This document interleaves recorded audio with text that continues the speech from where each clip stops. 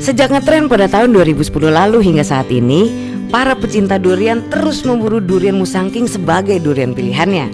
Walaupun dari sisi harga, durian Musangking jauh lebih mahal dari durian biasa. Tapi karena rasa dan teksturnya, orang tetap memilih durian ini sebagai pemuas hasratnya. Tidak sekedar buahnya saja, ada banyak orang yang kemudian tertarik untuk membudidayakannya loh. Karena itu bibit pohon durian yang berasal dari Gua Musang, Kelantan, Malaysia ini tetaplah menjadi salah satu bibit yang paling diburu masyarakat. Kebanyakan orang ingin menanam durian Musangking karena memang tanaman ini tergolong varietas unggul dan mudah sekali beradaptasi di segala tempat dan cuaca. Tapi kalau tidak dirawat dengan baik, pasti durian Musangking ini tidak akan menghasilkan buah yang maksimal dan berkualitas. Bahkan bukan tidak mungkin pohonnya yang Anda harapkan akan menghasilkan malah mati akibat tidak terawat. Hai, balik lagi di Super Bangun Jaya Farm. Tepuk tangan dong, yeay. Wah, ternyata ini merupakan episode lanjutan dari episode sebelumnya. Gimana, masih semangat kan untuk bisa nonton bareng-bareng sama kita? Seperti biasa, saya dan juga SBJ Farm pasti selalu yang namanya menjaga protokol kesehatan. Jadi buat kamu harus tetap menjaga protokol kesehatan karena yang pasti itu merupakan budaya yang ada di Indonesia. Dan untuk itu Pak, kita kayaknya udah siap banget nih Pak untuk menanam yang namanya durian Musangking. Karena kita kan kemarin ini sudah menunggu ya Pak sekitar 2 minggu lamanya. Silakan Pak. Oke. Kita langsung jalan Ke lokasi penanaman. Wow, ini dia nih. Kuat nggak Mas Anggi? Hati-hati cutternya. Awas. Nah, sekarang kita buka karung dari bungkus akarnya ini. Iya. Untuk penanaman selanjutnya. Katanya kalau misalnya mau menanam ini harus sesuai dengan arah matahari ya Pak? Kalau bibit yang berbentuk kipas, kipas begini, kita yang kipasnya gini harus menghadap ke matahari timur. Oke. Matahari terbit. Jadi untuk menumbuhkan ranting-ranting yang ada di tempat yang kosong ini. Tuh. Nah. Jadi kamu harus make sure bahwa tidak akan ada karung yang ketinggalan di bawah gitu ya guys. Ya. Nah sekarang kita untuk pengurukan sisinya ya, pinggirnya ya. Untuk proses setelah ditutup ini apalagi Pak yang harus dijalankan sama teman-teman Pak? Nah ini proses selanjutnya kita harus berbentuk seperti kuali nengkurep ya, cembung. Cembung ya. Nah, supaya untuk air tidak menggenang di pas lempengan pohon ini. Oh iya. Jadi tidak membuat akar itu busuk. Oh gitu. Nah kadang-kadang suka ada yang ketukar nih gitu nanti bentuknya. Ya. Jadi nanti Bapak ngasih lihat bentuk dari hasil akhir penanaman dari durian Musangking. Betul. Pak kalau ngomongin durian Musangking ini kira-kira berapa lama ya Pak untuk proses tumbuhnya sendiri dan buahnya bisa kita petik Pak? 5 tahun lah. Oh 5 tahun udah bisa berbuah ya Pak? Iya. 5 tahun lah kita udah bisa berbuah. Oke. Nah jadi selama 5 tahun sudah bisa berbuah, nantinya akan tingginya seberapa nih Pak? Ya nanti ini tinggi ya bisa 6 meter atau 7 meter. Oke. Tapi tinggal tergantung perawatan kalau 5 tahun bisa berbuah gitu ya. Nah itu pemupukan. Oh gitu. Pemupukan tiap 1 bulan sekali dengan MPK.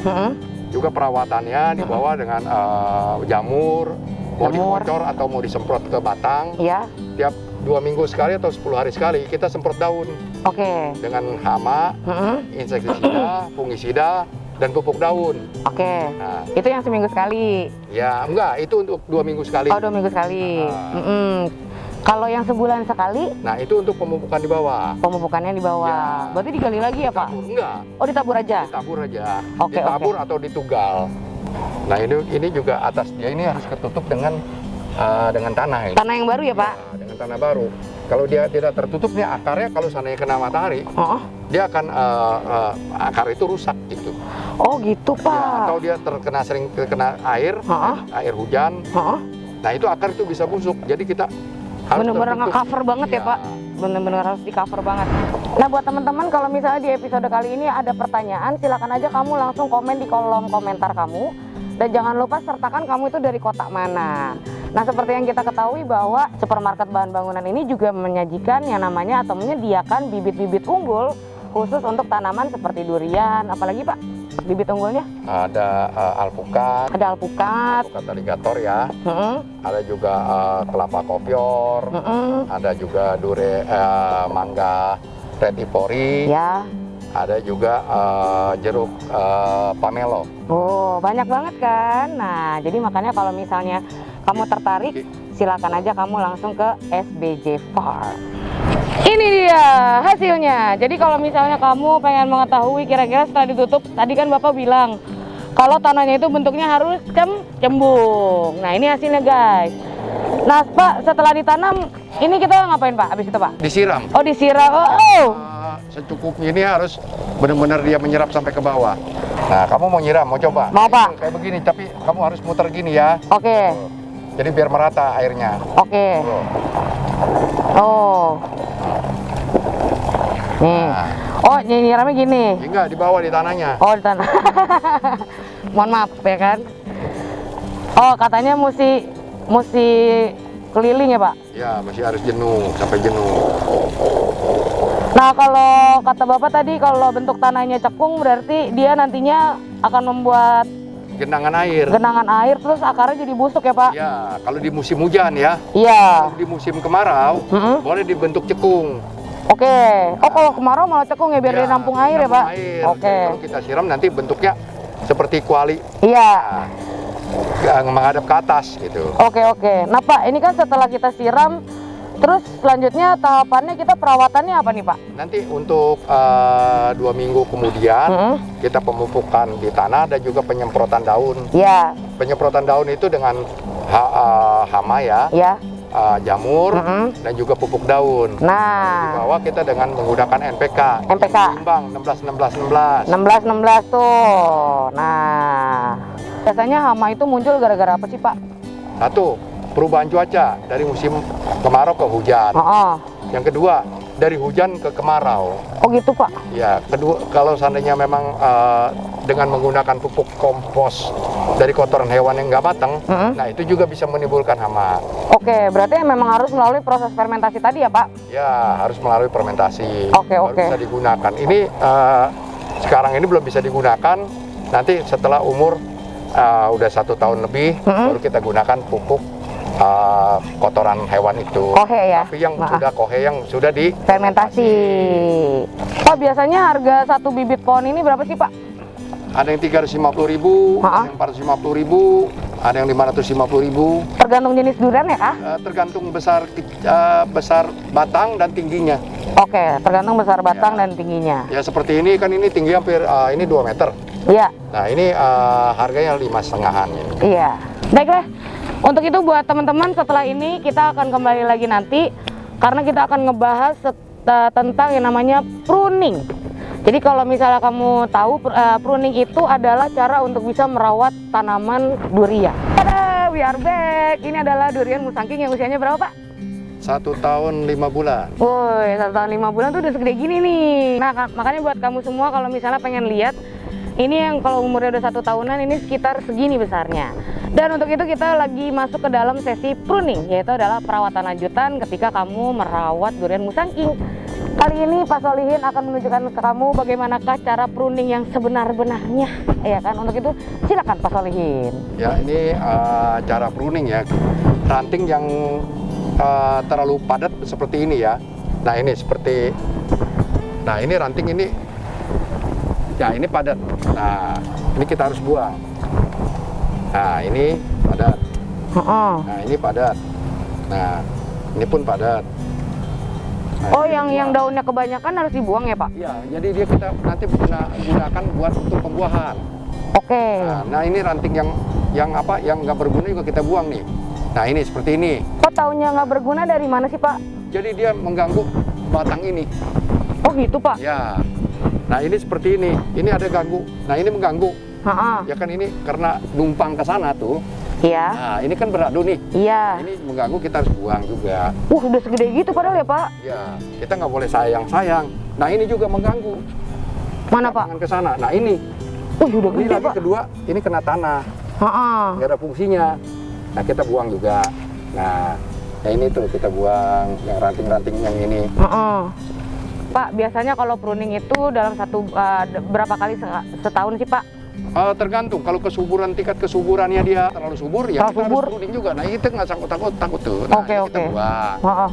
Ini kan terlalu jauh. Ya. Nah nanti biarin dulu, dia besar nggak? Kalau dia nggak mau besar, terpaksa harus dibuang. Oke. Pak, dengan perawatan pruning yang rutin, tentu kan kita juga bisa tahu Pak, kira-kira kehadiran hama itu akan ada nggak sih buat pohon kita? Pasti kan ketahuan ya Pak. Ya. Tanda-tanda biasanya kalau pohon itu mulai kena hama seperti apa sih Pak? Ya seperti daun. Misal daun mengkerut atau kuning. Nah misal contohnya kayak seperti ini. Nah ini pasti ada hama gitu. Oh. Hama gitu. Iya. Hamanya tuh hama apa namanya Pak? Macam-macam, ada kutu kebul, ada kutu putih, ada namanya ya kita kalau belalang kan kelihatan ya, ada ulat gitu. Kalau ulat kan bolong-bolong atau belalang. Nah kalau kayak seperti kutu putih ini, dia makan di bawah daun. Oh, dia makannya dari bawah ya Pak, ternyata? Di bawah daun ini, karena dia makan kloropilnya. Iya. Gitu.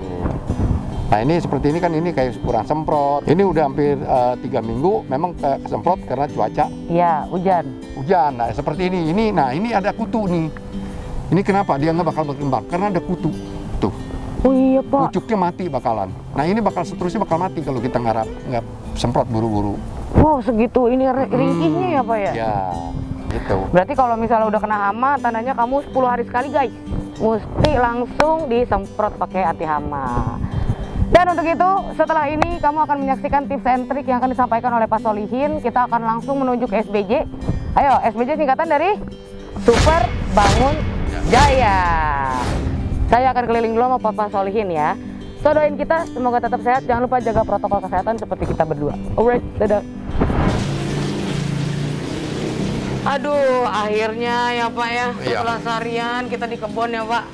Nah setelah di pruning tadi Pak, itu biasanya tahapan selanjutnya apa Pak? Nah itu tinggal pemupukan. Nah biasanya Pak kalau misalnya memang ada kutu seperti tadi Pak, itu kita tuh nyemprotnya berapa kali Pak? Berapa hari sekali gitu Pak? Nah kita lihat perkembangan, kalau seandainya dia besok disemprot, nah 2 hari kita lihat ada nggak gitu. Kalau masih ada, ya kita ulang lagi. Oh begitu? Ya, kita 3 hari atau 4 hari kemudian harus semprot ulang. Dengan bahan aktifnya yang lain gitu. Dengan bahan aktif yang misal kita pakai jenis ini A, bahan aktifnya, oh artinya nggak cocok. Nah kita rubah dengan bahan aktif yang lain. Gitu. Nah makanya untuk itu kalau misalnya memang rekan-rekan yang memang ingin sekali menanam durian musangking, ini adalah tips atau bahkan life hack yang akan dikasih tahu sama Pak Solihin. Cara tepat dan benar untuk bisa menanam durian musangking. Tipsnya apa aja Pak? Pertama kita harus menyiapkan lubang. Ya, lubang tanam yang ukuran 80 cm x 80 cm, tinggi 80 cm. Nanti kita diamkan dulu 1 minggu sampai 2 minggu. Biar mengeluarkan gas yang ada di dalam lubang. Nah setelah 1 minggu atau 2 minggu kita masukkanlah pupuk NPK seimbang yang 16-16. Terus anti hama seperti rayap maupun uret yang ada di dalam tanah. Nah, kalau saya tambah lagi 1 dolomit, kapur dolomit itu untuk mengurangi keasaman dalam tanah. Nah, itu kira-kira pakai secukupnya aja. Nah, setelah itu diuruk untuk kembali kurang lebih setinggi apa yang kita tanam dengan ukuran pot dari yang tanaman tersebut. Tolong jangan sampai dipendam semua. 75% yang terpendam, 25 harus ke atas. Kenapa gitu Pak? Ya karena kalau seandainya terendam itu ke bawah, itu akar jadi busuk. Oh, jadi kalau misalnya terendam ternyata akarnya bisa busuk. Itu ternyata yang menyebabkan busuk ya Pak? Itu adanya jamur. Nah pohon itu sia-sia.